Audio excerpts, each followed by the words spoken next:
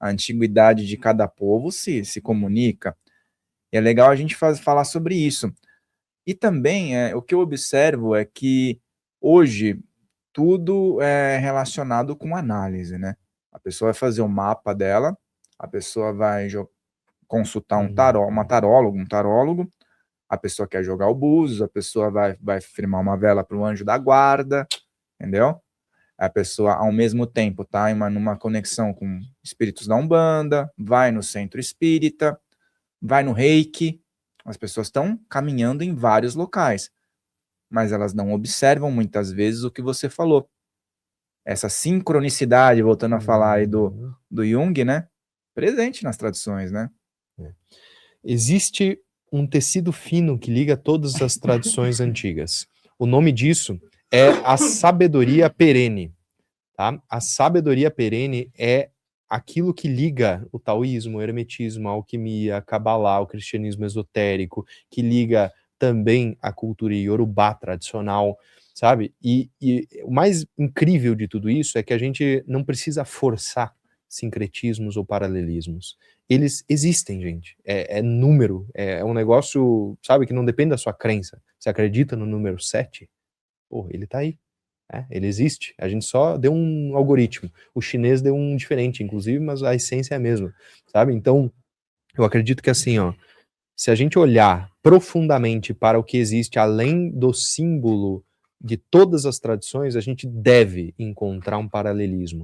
As coisas têm que conversar. Eu tenho que ser possível sentar na mesa com um chinês taoísta ou shintoísta, né, que é a religião chinesa, e eu tenho que conseguir conversar.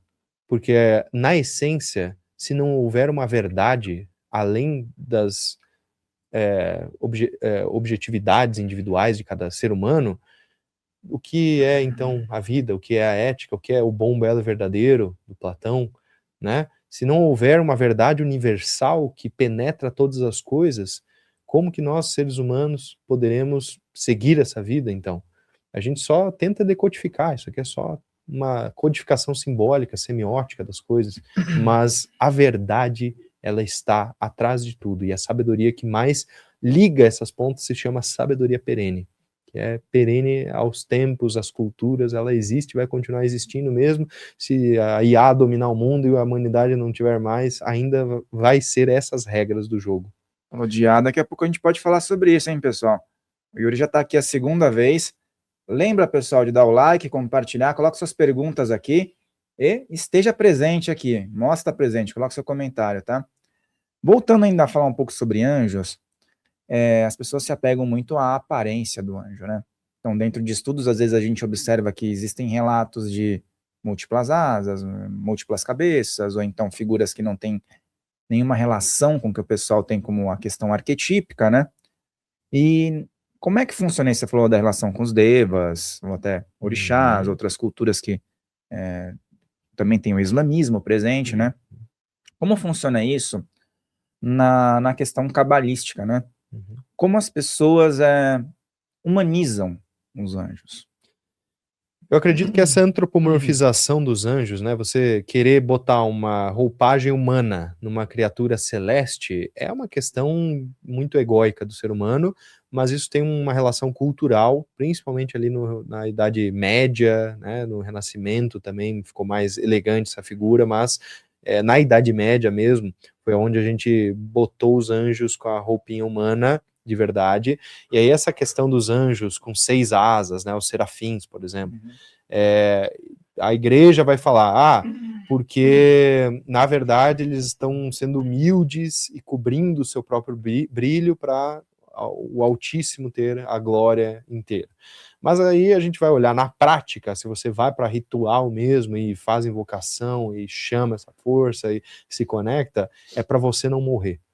Tá? É só para isso mesmo, é para você literalmente ter a condição de conseguir ter contato com isso sem morrer no processo, porque a gente não teria capacidade de aguentar ver uma criatura celeste e continuar lúcido, vivendo uma vida normal, sabe? É como se você visse a realidade se transfigurando na sua frente e se distorcendo em diferentes cores e, sabe?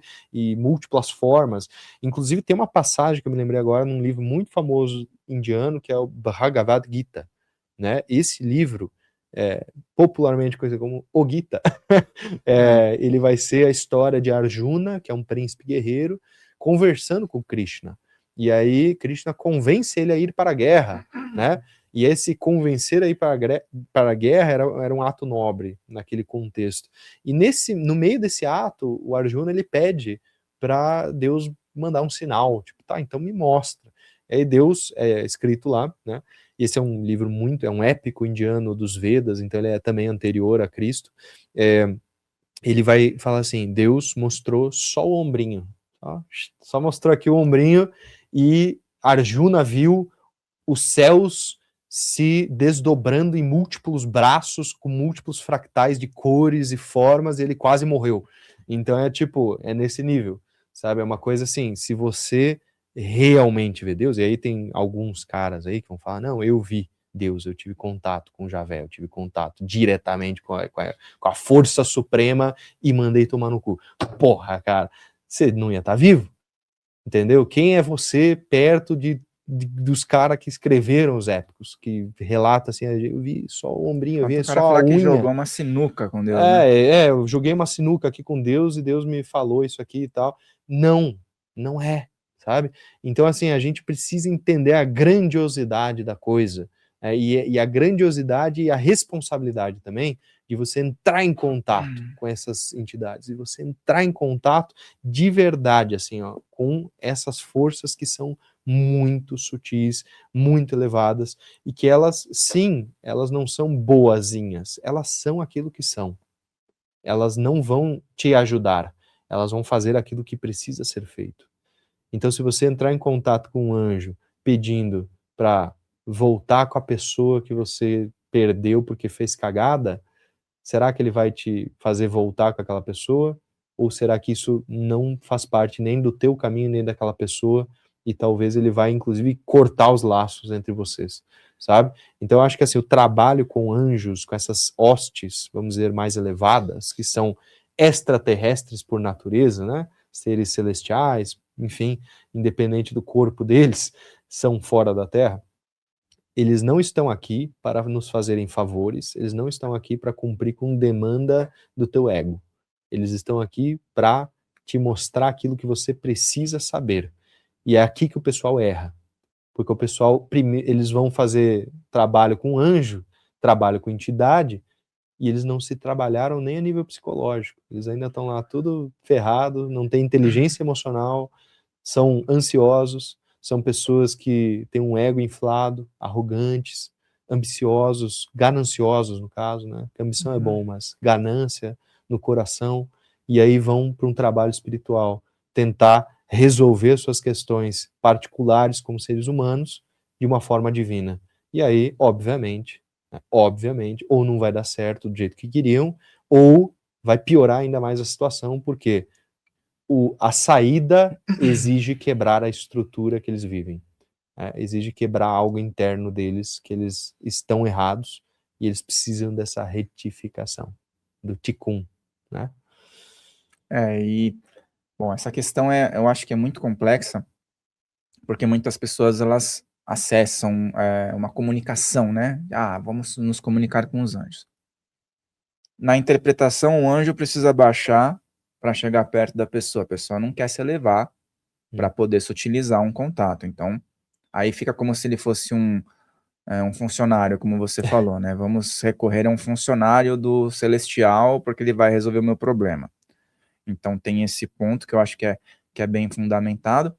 E tem também essa questão do alado, se a gente for ver, né? Se puder falar um pouco sobre essas questões mitológicas, as questões das divindades egípcias, sumérias, que também apresentavam características aladas, né? E poderiam ser chamados anjos, devas ou qualquer outra nomenclatura que liga à antiguidade? Isso é muito legal, porque se a gente for olhar a figura caricata dos anjos com asas, alguns com 6, alguns com 2, 4, enfim, eles têm diferentes números de asas dependendo da sua hoste, e relacionar com a cultura suméria, por exemplo, né, da Suméria, a gente vai ver um paralelismo aqui muito grande, né, e essa intersecção de culturas, ela também nos mostra uma verdade, né? Que existem seres, então, alados, ou seja, eles podem ter vindo voando num disco voador, podem ter vindo voando a nível espiritual, né? Representando esse sutil e se apresentando, mas na escatologia bíblica, inclusive, tem um dos livros que é das literaturas Ehalot, que foi o único que entrou na Bíblia, é o livro de Ezequiel. O que é a literatura Ehalot? São as literaturas dos palácios, que é onde tem as visões dos anjos, é onde os profetas realmente tinham os contatos, né, divinos. Todos eles ficaram para fora, tipo o livro de Enoque, só é aceito na Etiópia como canônico, mas fora de lá não é. Tem vários outros livros que têm essa visão de anjos, de alguém físico vendo a entidade, né? Só que em Ezequiel, ele vê a carruagem, ele vê uma nave espacial, basicamente, descendo, né? E aquela nave espacial tem umas rodas que são os orfanins, né? Categorizados como orfanins, são umas rodas com olhos, categorizando, inclusive, uma criatura de outra dimensão, tentando se mostrar nessa dimensão, e por isso fica um negócio meio estranho, né? E também o Tetramorph, né, que é o anjo com 4 cabeças, ou as 4 criaturas, também lidas assim, né? Então, que é a águia, o leão, o touro e a cabeça de anjo mesmo, que é a cabeça humana. Então, tudo isso são criaturas bem estranhas, né? Então, se a gente for olhar para anjos, parece que são criaturas extremamente estranhas, extremamente diferenciadas, só que essa ideia, essa visão, ela é a mais fidedigna, ela é mais fidedigna. E aí eu acho que, assim, os egípcios, eles tentavam trazer as deidades, principalmente com cabeças de animais, né, para não ser também comparado a um ser humano, para trazer uma ideia. Né? Então, o falcão, na verdade não é porque é o falcão, é porque tem uma visão de longo alcance, é o olho do sol que tudo vê. Né? Então temos uma questão mitológica aqui de simbolismos, de animismos, relacionado com a divindade para tentar explicar esses conceitos mais avançados para pessoas que, né, são mais Até o Tote mesmo, né? simples. Dando um exemplo. O Tote, ele foi humanizado pelos... A figura do Tote, hermética no caso, né? No Egito não era uma cabeça humana, né? Depois humanizou. E aí é o mesmo cara, é a mesma egrégora, é a mesma, se a gente for ver. Agora, isso tem muita relação com o que você falou, né? O significado que está por trás. As pessoas não querem entender o significado. E por que eu falei sobre isso? Porque hoje a gente vê muito popularmente falando, a figura do, o pessoal fala Arcanjo Miguel, Micael, né? E é o arcanjo mais popular. É a bola da vez, né? E como é que é essa figura dentro de uma dualidade, tá? As pessoas, elas também pedem para ele vir, intervir, seccionar, fazer justiça, dar proteção, trazer fé, mas não entendem muito bem isso que você falou, que é a questão do trazer a ordem, mas não é da sua maneira, é da maneira que tem que ser. Como é que é a figura de Miguel, vamos falar Miguel, né, que o pessoal gosta mais de ouvir Miguel. Como é que é essa figura dentro desse universo que você está falando? Qual que é a posição dele? É interessante porque Miguel, o arcanjo Miguel, ele vem da ideia de Micael, do hebraico, que quer dizer aquele que é como Deus, né? Ou aquele é uma pergunta, né? Quem é como Deus? Então, ele representa a ordem divina, né? E essa representação da ordem divina, o pessoal se confunde muito porque eles querem trazer ordenamento, né? Querem trazer uma guarnição, querem trazer infinitas questões na matéria, só que não é sobre aquilo que você acredita ser o certo, é sobre o que seria do alto para cima, né? Então ele representa a espada da lei, a ordem num local divino, num local quase determinístico, Então, o seu livre-arbítrio, aquilo que você quer, não interessa tanto, tá? Para essas hierarquias. Mas aí que está a grande magia da coisa, porque você usar a energia Micael vai te trazer para mais próximo de Deus. É inevitável. E se você estiver fazendo merda, ele vai consertar, ele vai te dar uns puxão de orelha, né? Ele vai te botar um pouco mais ajustado ali. Nesse ajustamento, a gente tem aquilo que é conhecido como ordem divina, de fato. Agora, tem uma questão muito interessante, que é o dualismo que existe e toda essa ideia por trás, né, da batalha dos céus. Então, quando a gente olha para uma estrutura dualista da realidade, a gente vai olhar para essa ideia de que existe uma força do bem e existe uma força do mal. Sabe uma coisa interessante? O pessoal desconhece a verdadeira origem da batalha dos céus. A origem da batalha dos céus, ela começou com essa rebelião de Lúcifer.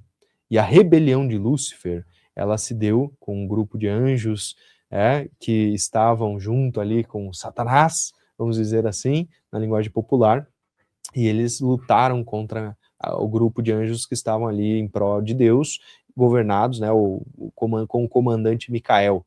E aí Miguel e Satanás tiveram esse confronto. Beleza, essa batalha dos céus é bem conhecida. O que não é conhecido, que é o mito iniciático da queda de Lúcifer, é justamente que Lúcifer, na batalha, tomou um golpe no seu diadema. E aí esse golpe da espada da lei de Miguel, ele fez quebrar o terceiro olho de Lúcifer, que era um diadema de esmeralda, e essa esmeralda caiu junto na Terra. Então, a visão do anjo, que era o mais belo, o mais próximo e poderoso, que era o Lúcifer, caiu na Terra como a dualidade, simbolicamente, né? Se fragmentou no dual e caiu aqui. E aí os mitos iniciáticos vão falar que um pedaço dessa esmeralda virou o Santo Grau, que era o cálice, inclusive, de Jesus Cristo, e o outro pedaço virou a tábua de esmeralda.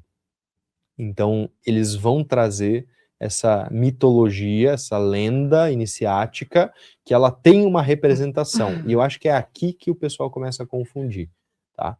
Por quê? Aqui está o fogo de Prometeus. Né? O Prometeus, na cultura, vamos dizer, greco-romana, né, para expandir um pouco, ele vai ser aquele que rouba o fogo do Olimpo, que só existia nos deuses, e traz para a humanidade. Então eu acredito que Lúcifer, nesse sentido, ele também é esse ser. E aqui eu vou falar uma coisa extremamente polêmica, porque Jesus foi um Lúcifer. Jesus foi Lúcifer em sua vida aqui na Terra, porque ele trouxe a luz para a humanidade. E aí a gente precisa olhar para a etimologia da palavra, lux e ferris. Lux, luz, ferris, trazer. Então, Lúcifer nunca foi um substantivo, não é um personagem, é um postulado, é um trono, é uma postura de existência. Aqueles que trazem a luz dos céus para a Terra, logo, são Lúcifer. E essa ideia, obviamente, ela foi corrompida pela igreja, porque eles precisavam corromper isso. Eles precisavam fazer com que o povo acreditasse que isso era mal. Essa luz era ruim. E a nossa luz da igreja é a luz boa. É só essa que traz a salvação, por intermédio da igreja. Inclusive corrompendo assim a origem da palavra religião, que não é religare, é relegere. É relembrar e não religar. Porque religar pressupõe que em algum momento a gente esteve desligado.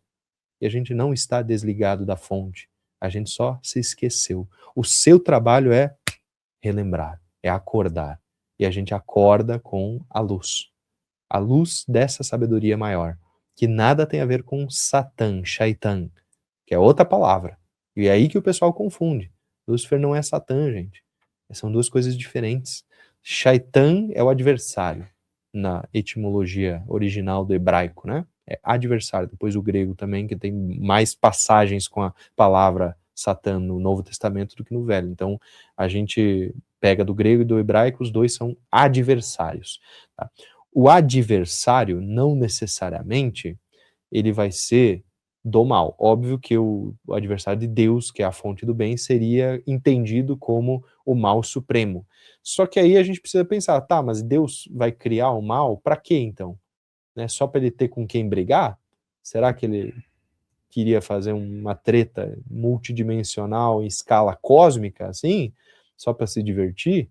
E aí existe essa questão do adversário ser aquele que provoca também você. Então, existe uma função divina em Satã. E aqui eu não quero que você entenda que, não, siga Satã de alguma forma e tal. Não é isso, gente. Não é. Vocês precisam ser maduros para essa conversa, né? O adversário é aquele que te coloca em postura de melhoria, muitas vezes, que te provoca nas tuas fraquezas, tentações, que provocou Jesus no deserto para que ele se fortalecesse. Essa é a função. É tentar quebrar os bons, para que eles se tornem inquebráveis. Essa é a função de Satã. Só que muitas pessoas quebram no meio do caminho. E aí tem que... Mas aí é uma coisa que, por exemplo, a pessoa fala assim, diabo. O diabo tá presente em todo mundo, né? Não é uma figura, tipo, tem Deus e tem um opositor.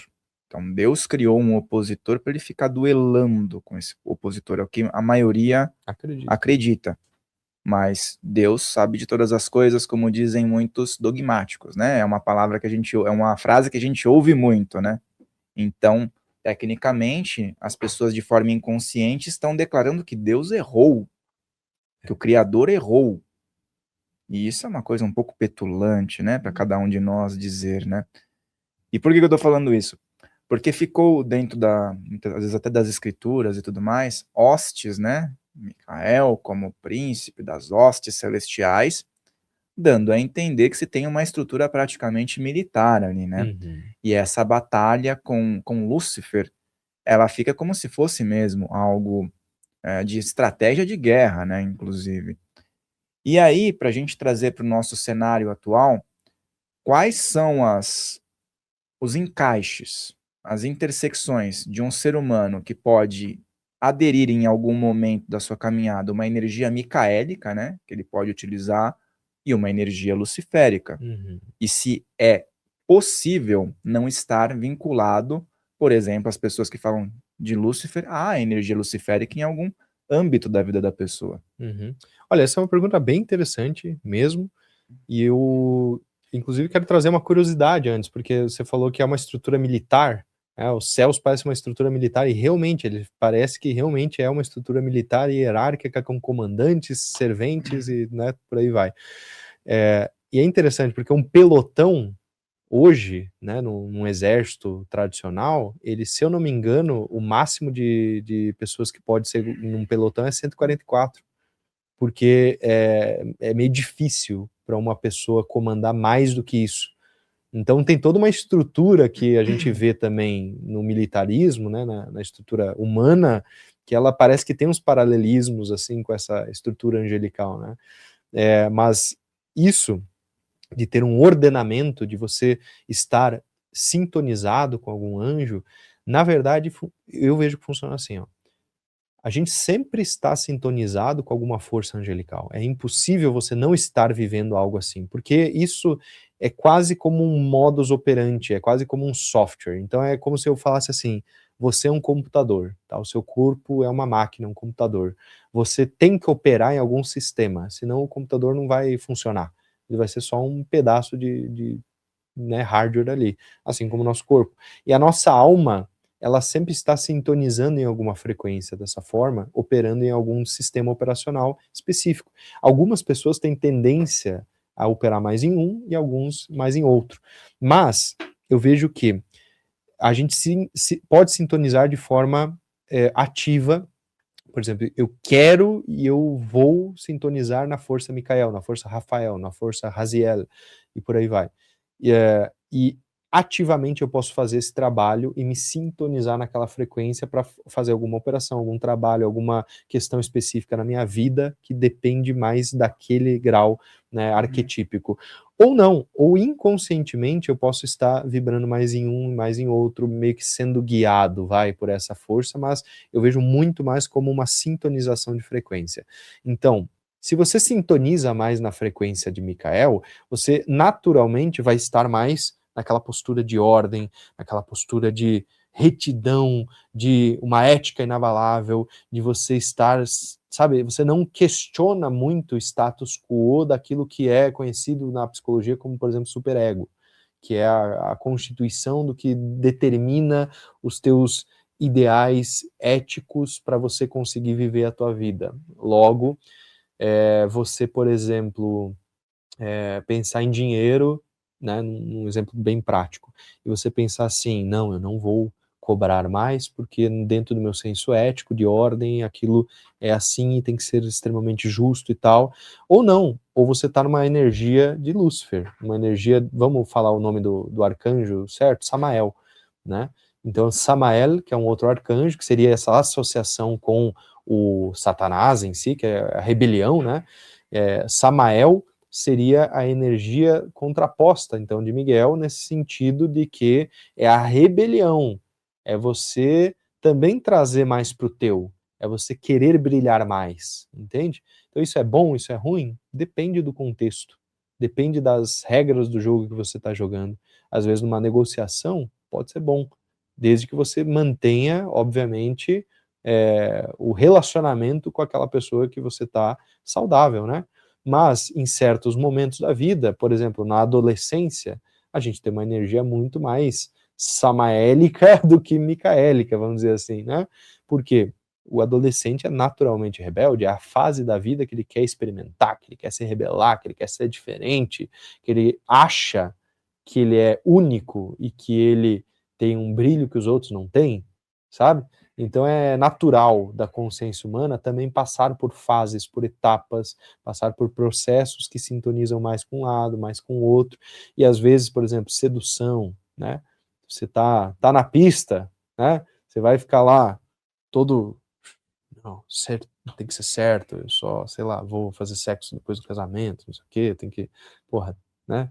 Você vai seguir essa ordem, se você acredita nisso e acha que isso vai realmente te trazer algo bom, tudo bem, pode seguir. Mas a gente também entende um outro lado, né? Socialmente falando, de uma forma mais aberta, assim, pô, você tem que conhecer várias pessoas para saber quem é a certa.